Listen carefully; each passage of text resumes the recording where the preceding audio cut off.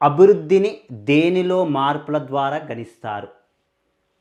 సంవత్సరంలో వృత్తుల్లో ఉన్న జనాభా తలసరి జీడిపి ద్వారా, సంవత్సరంలో మొత్తము జనాభా తలసరి వాస్తవ ఆదాయం ద్వారా, సంవత్సరంలో శ్రామిక శక్తి జనాభా తలసరి జిఎన్పి ద్వారా అండి, పనిచేసే కుటుంబాల సగటు జీవన ఆదాయం ద్వారా అని ఇచ్చాడు. ఓకే, అభివృద్ధి నుంచి వృద్ధి దశల్లోకి చేరుకోవాలి అంటే, నిజమైన అభివృద్ధి సాధించడం అంటే కొన్ని అంశాలు ఉంటాయి. కొన్ని దేశాలలో శ్రామికుల చేత ఎక్కువగా పనిచేస్తూ ఉంటారు, జీడిపి పెంచినట్లుగా చూస్తూ ఉంటారు. అది నిజమైన వృద్ధి కాదు, అది నిజమైన అభివృద్ధి కాదు.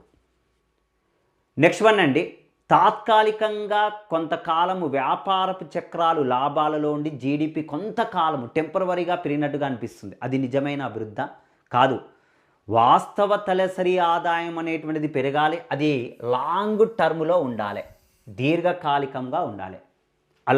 అలా ఉంటే అదే నిజమైన అభివృద్ధి అని అంటారు. Second one is a correct answer. Second one is a correct answer అండి. Next one,